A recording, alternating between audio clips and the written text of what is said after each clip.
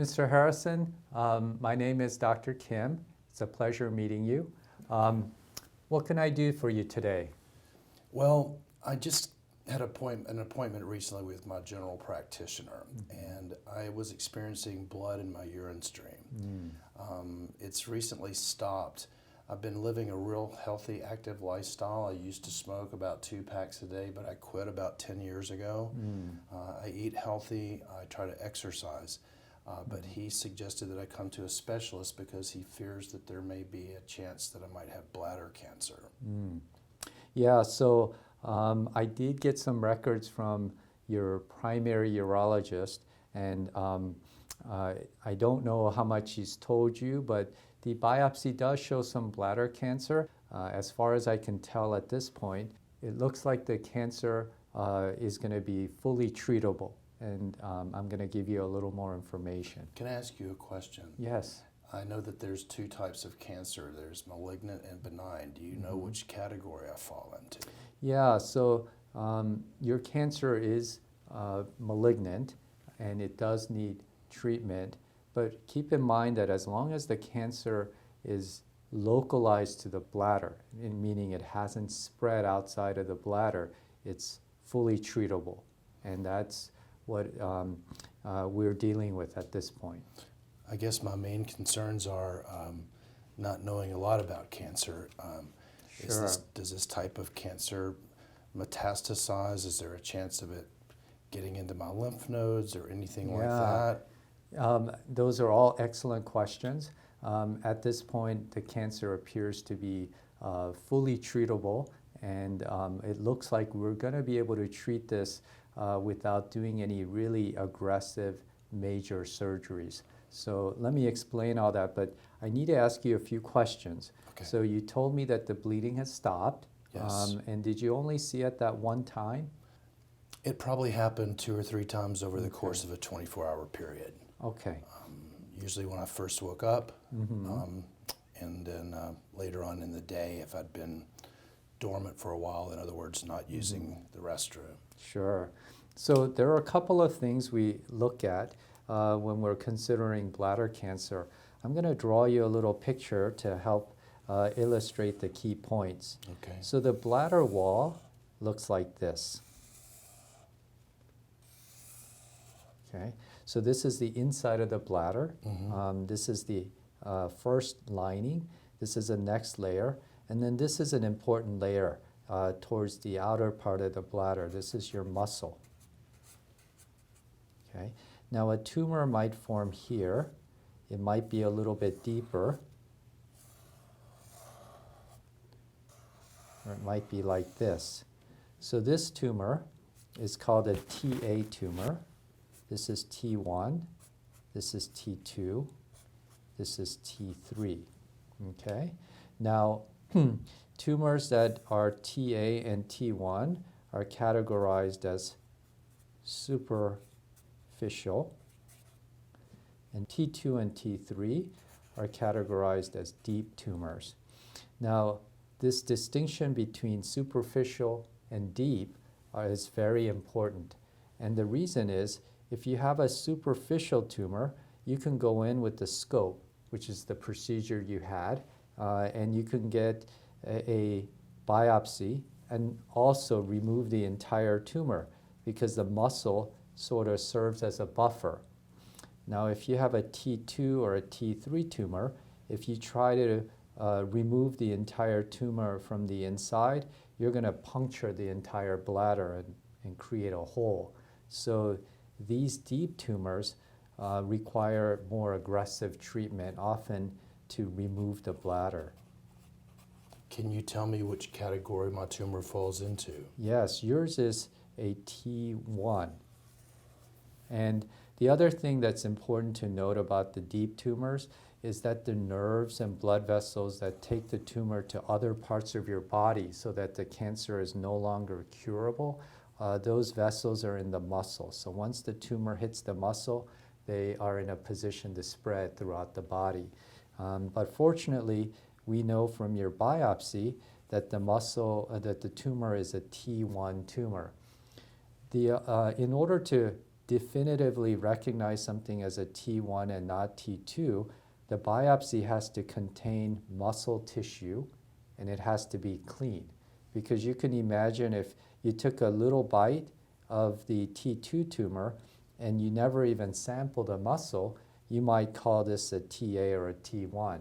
Is that what they call a margin, perhaps? Yeah, so that's a good way of thinking about it. You need a margin around your biopsy, and that muscle margin has to be clean. Okay. And your biopsy was done in a way where there was muscle that was sampled, and the muscle is free of cancer. Okay. Now, to make sure that the sampling was good, it's actually good practice to repeat the biopsy. And I would recommend that. So we would do a second biopsy just to make sure that we get good bites of the muscle and that those are clean. But let's assume for now that we repeat the biopsy, and again, we're going to conclude that your tumor is a T1. Okay. All right. So for T1, what we can do is repeat the procedure, which we often call a TURBT, and then make sure that all visible disease has been removed. And because this is a superficial tumor that's higher risk, we need to give you additional treatments to help reduce the risk of recurrence. So bladder cancer is one of those tumors that are environmentally induced. So what that means is you've developed bladder cancer because of things you've been exposed to in your environment. The most common risk factor for bladder cancer is smoking.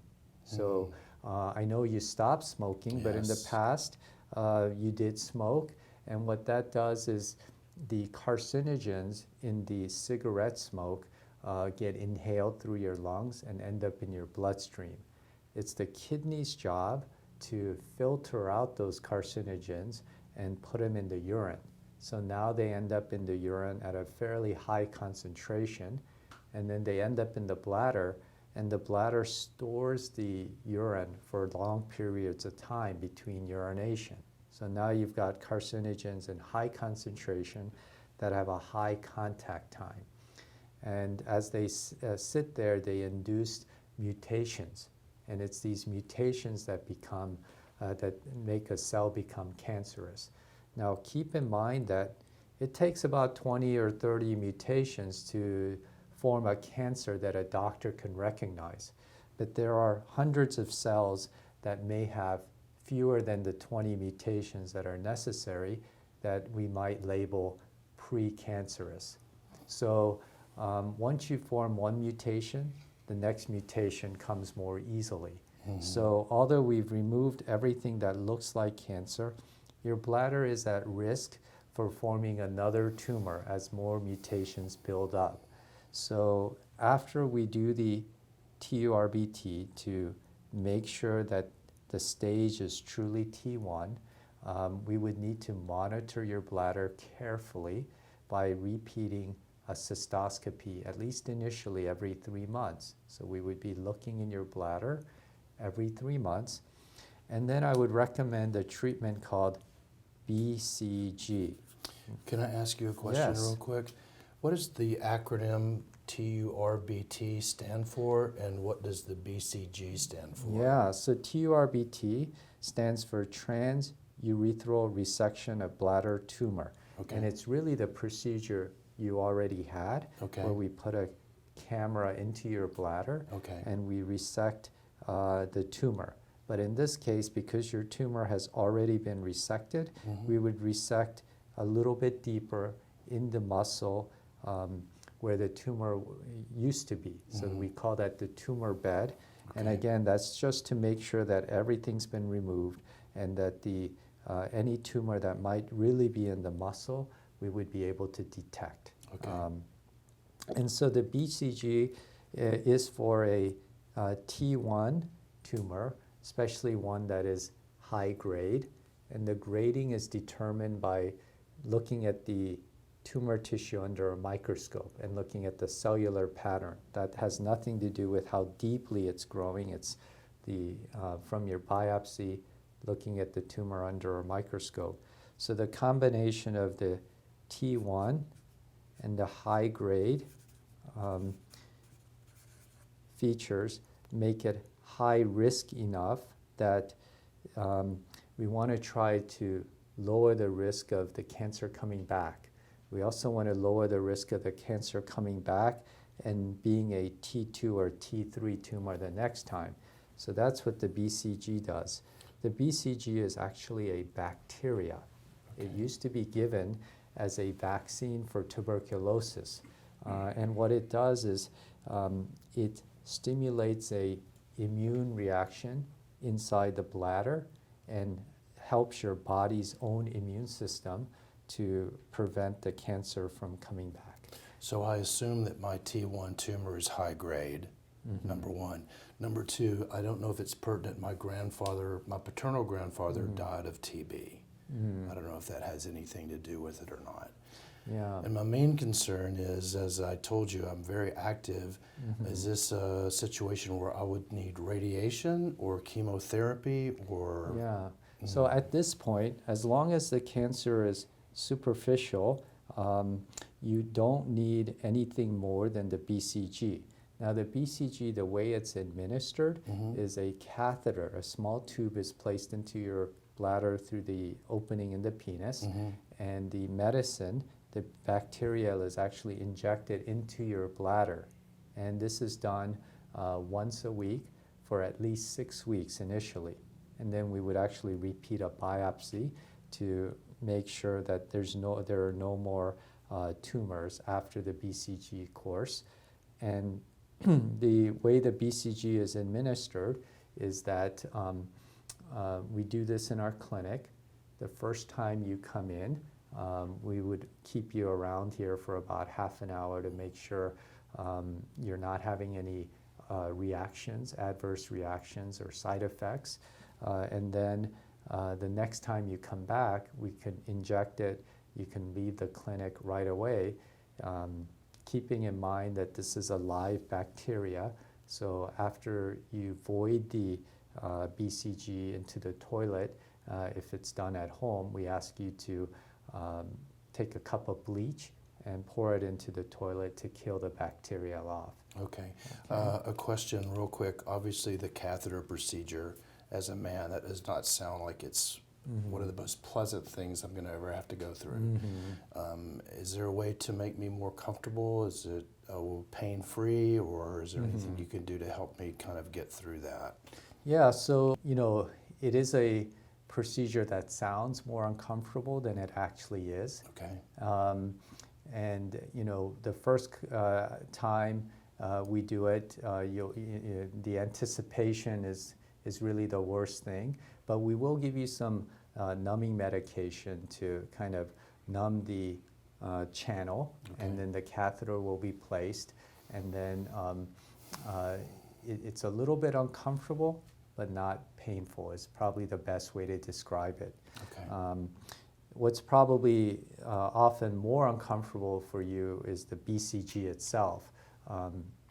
It's actually creating an inflammatory, or it's creating a little bit of irritation, and that's actually how it works. So after the procedure, you might have a low-grade fever at temperature. You can take some Tylenol if that's the case. And then the BCG can irritate the lining of your bladder and make it feel like you have a urinary infection. So when you urinate, there might be some burning. When you are not urinating, you may have a sudden urge to urinate, even though the bladder may not be full. So those are some side effects that you should look out for. Okay. We'll have all this written down for you. Okay. So that you can refer to it after the procedure if you have any concerns. Okay. Okay. So let me just back up and review for you where things stand. Okay. I believe that you should have a repeat biopsy just to make sure we're truly dealing with the T1 tumor and not a T2 tumor. Okay. And I also want to make sure if it's T1 or TA that we've completely removed all the tumor. And it doesn't matter that your other urologist did the procedure. Even if I had done it, I would want to repeat the resection if it comes back a high-grade T1 tumor. And then after we repeat that, the pathologist hopefully will confirm that we're still dealing with the T1 high-grade tumor. Then we're going to plan to give you the 6 weeks of BCG. And the chances of this thing coming back at some point is high. And if it comes back and it's still a superficial tumor, we kind of repeat the process. Okay. Now, if it turns out along the way that it's a deep tumor, then we will have to consider a more aggressive and invasive treatment, which is to remove your bladder and actually your prostate as well. But at this point, that's not what we're talking about doing for you. Okay. Okay. The pathology report, obviously I'm going to be on pins and needles till that gets back. Yeah. What's the time frame on that so I can... Sure. So the path report will come back in about 3 or 4 days. Okay. And as soon as it comes back, I'll call you. Whether it's good news or bad news, I like to give you the information over the phone. This way, when we do meet in person, if we need to meet in person, then you can come prepared with questions, and you can bring friends or family members that you want who can help you sort of collect the information, process it, and then come to a decision about what to do next. Okay. I have one question. Based on my limited knowledge of the human body, I feel like I can probably live without a prostate, mm-hmm. especially at my age. But how does one live without a bladder? Yeah, so I don't want to get too far ahead of ourselves. Okay. My hope is that we never have to remove your bladder. Okay. And right now, bladder removal is not something we're facing immediate. But it is true that down the line we may be dealing with the recurrent bladder cancer that's now progressed to a deep bladder cancer. And when you remove your bladder, the urine needs to go somewhere. So let me briefly explain to you how we manage that.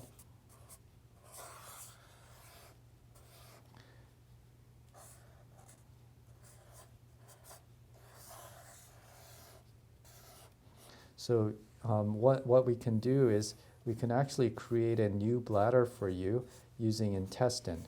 So this is called a neobladder. So the old bladder has been removed, including the prostate, and we've taken intestine and created a new bladder for you that we connect to the channel that carries the urine out of the body.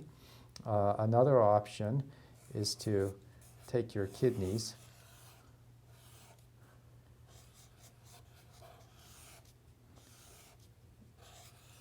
and use a small segment of your intestine to carry the urine out to your abdomen, mm-hmm. And it's brought to the skin, and you actually wear a bag on the outside, and what the bag does is it collects the urine. When the bag fills up, there's a valve at the bottom that you can use to empty it. This is called a neobladder, and then this is called an ileoconduit. Obviously, the neobladder is more similar to your current bladder. The downside to a neobladder is it's a more complicated surgery, and the risk of complications goes up with it. So the risk of needing hospitalization or more surgeries as a result of complications goes up. The ileoconduit is a simpler procedure and arguably the safer procedure, but it is a little bit less natural in that you're going to need to wear a bag on the outside. I understand. There is a third option, which I'm not going to get into. It's called an Indiana pouch. It's sort of, think of it as a halfway procedure between these two. But we can have a full 1 hour discussion about the pros and cons of all these options if we're ever faced with needing to remove your bladder. Okay. Okay. Well, I want to keep a positive attitude, so let's just take it one step at a time. And I'm a fighter, and I'm planning on taking a very aggressive approach to this, and I'm glad you're in my corner. Great. And we'll provide you with information along the way and help you get through this. Keep in mind that what cancer does to us is it takes away our sense of control. And you plan your life, you try to do what's right, and then cancer hits. And I think you're doing all the right things. The best you can do right now is to get information, arm yourself with knowledge, and that starts to give you back a sense of control. Okay. So if you find that there are questions that are keeping you awake, that are continuing to weigh on you mentally, please do not hesitate to reach out to me. I want to make sure I give you all the information you need to help you get back that sense of control. Okay. I appreciate that. All right. We'll stay in touch. I appreciate it.